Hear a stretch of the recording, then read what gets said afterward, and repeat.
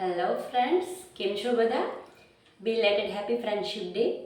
ફરીથી આજે આપણે મળી રહ્યા છીએ ઘણા બધા ટાઈમ પછી. અને ફરીથી હું આજે એક સટકતો પ્રશ્ન લઈને આવી છું, એ છે મેરેજ. ગયા મારા વિડીયોમાં પણ આપણે મેરેજ વિશે જ ચર્ચા કરેલી, પણ આજે અમુક પોઈન્ટ્સ એવા છે કે જે મને એમ લાગ્યું કે તમારી સાથે શેર કરું. અત્યારનું જે યુથ છે એ આને બહુ ફેસ કરે છે.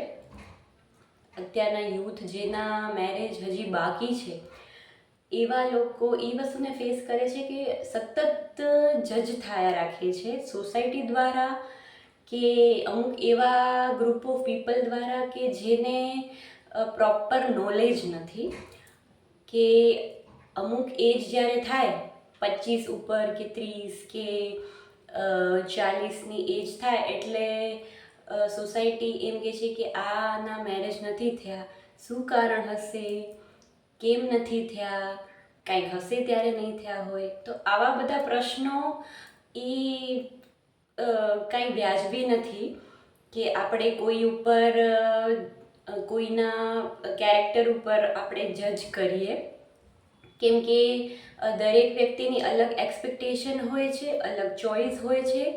તો બની શકે કે એ વિચારીને એ વ્યક્તિ મેરેજ ન કર્યા હોય અને આપણે એક સર્ટિફિકેટ આપી દઈએ છીએ કે જેના મેરેજ થઈ ગયા છે એ પ્રોપર, એ સારું કે વહેલી એજમાં મેરેજ થઈ ગયા છે તો દેટ્સ ગુડ.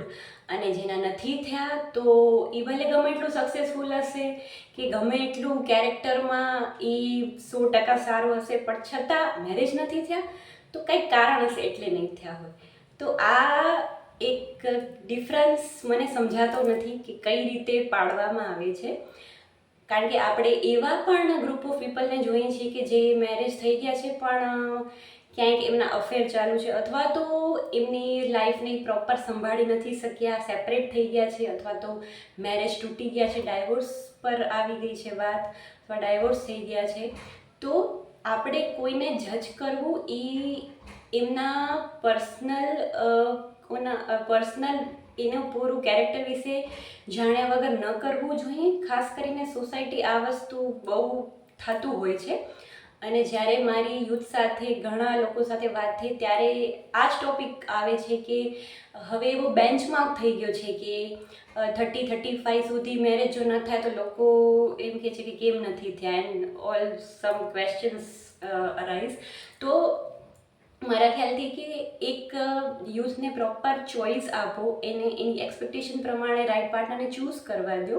કેમ કે મારા ખ્યાલથી મેરેજ વસ્તુ એવી છે કે થોડીક નસીબ પર આધારિત હોય છે. જરૂરી નથી કે નાની એજમાં મેરેજ થઈ ગયા તો તમારી સાથે આગળ સારું જ થશે, અને જરૂરી નથી કે મોટી એજમાં મેરેજ થયા તો તમારી સાથે ખરાબ જ થશે, અથવા તો તમને વધારે એડજસ્ટમેન્ટ કરવું પડશે. આ વસ્તુ નસીબ પર હોય છે. નસીબ સારા હશે તો સારું જ થવાનું છે, નસીબ ખરાબ હશે તો ખરાબ જ થવાનું છે. તો આપણે રાઈટ પાર્ટનરને ચૂઝ કરી અને આગળ વધવું જોઈએ. અને યુથ એમાં સાચી છે કે એટલો ટાઈમ લે છે, એના ફ્યુચર વિશે, એના ગોલ વિશે પહેલાં સેટ થઈને એ મેરેજ વિશે વિચારે છે. અને અગર રાઈટ પાર્ટનર ન મળે ત્યાં સુધી એમની હા થતી નથી, કેમ કે હવે અત્યારે અરેન્જ મેરેજની જે પ્રોસિજર છે એટલી કોમ્પ્લિકેટેડ છે કે બાયોડેટા એક્સચેન્જ કરો, મળો, તો એ બધું બહુ જ વિચિત્ર લાગે છે કે કઈ રીતે આવી રીતના લાઈફ પાર્ટનર ચૂઝ કરી શકાય. કેમ કે એડજસ્ટમેન્ટ અને સેક્રિફાઈસ હંમેશા તમારી ચોઈસની વ્યક્તિ માટે જ થઈ શકે છે. જેમાં તમને ફિલિંગ્સ ના હોય, જેમાં જે વ્યક્તિ તમને ગમતી ના હોય, એમાં એડજસ્ટમેન્ટ કરવું અઘરું બને છે. એક્ઝામ્પલ છે કે પારકા લોકો માટે આપણે ક્યારે એડજસ્ટમેન્ટ નથી કરતા. હંમેશા પોતાના લોકો જેના પ્રત્યે આપણે પ્રેમ છે, આપણે ભાવ છે, એના માટે જ આપણે સેક્રિફાઈસ કરીએ છીએ. અને એ સેક્રિફાઈસ 100% થઈ શકે છે. જ્યારે જેનામાં ફિલિંગ્સ નથી, કે જેનામાં કોઈ ભાવ જ નથી આવવાનો, એના માટે 1% પણ સેક્રિફાઈસ નહીં થઈ શકે. એ બોરિંગ થઈ જશે, લાઈફ વિતાવવી બહુ અઘરી થઈ જશે. કેમ કે લાઈફ કાંઈ શોર્ટ નથી કે 2 દિવસ રહ્યા અને કાલે છૂટા પડી ગયા. લાઈફ લોંગ તમને જીવવાનું છે સાથે. તો તમે રાઈટ પાર્ટનરને ચૂઝ કરીને આગળ વધો. તમારા બેના પ્રોપર ચોઈસ અને એક્સપેક્ટેશનને સેટ કરીને તમે રાઈટ પાર્ટનરને ચૂઝ કરો તો એમાં ખોટું કંઈ જ નથી. તો આપણે યુથને અત્યારે સપોર્ટ કરવાની છે. મારા જેવા ઘણા લોકો છે જે આ બધી વસ્તુને ફેસ કરે છે, એટલે ખાસ મેં વિચાર્યું કે આ વિડીયો હું મારી વાત લોકો સુધી પહોંચાડીશ. અને ઘણા બધા એવા હશે કે જે આ સાંભળીને કદાચ આ વસ્તુને ફીલ કરતા હશે. તો પ્રોપરલી જ્યારે તમે પ્રેશરાઇઝ તમને લાગે કે ફીલ થાય છે, તો ડોન્ટ વરી, આ સોસાયટી છે, તમે કરશો તો એ જજ કરશે, તમે નહીં કરો તો એ જજ કરશે, તમે કરીને ડાયવોર્સ લેશો તો એ જજ કરશે, તમે સેટ પૂરા હશો ને કાંઈ બીજી પ્રોબ્લેમ આવશે તો પણ તમને જજ કરશે.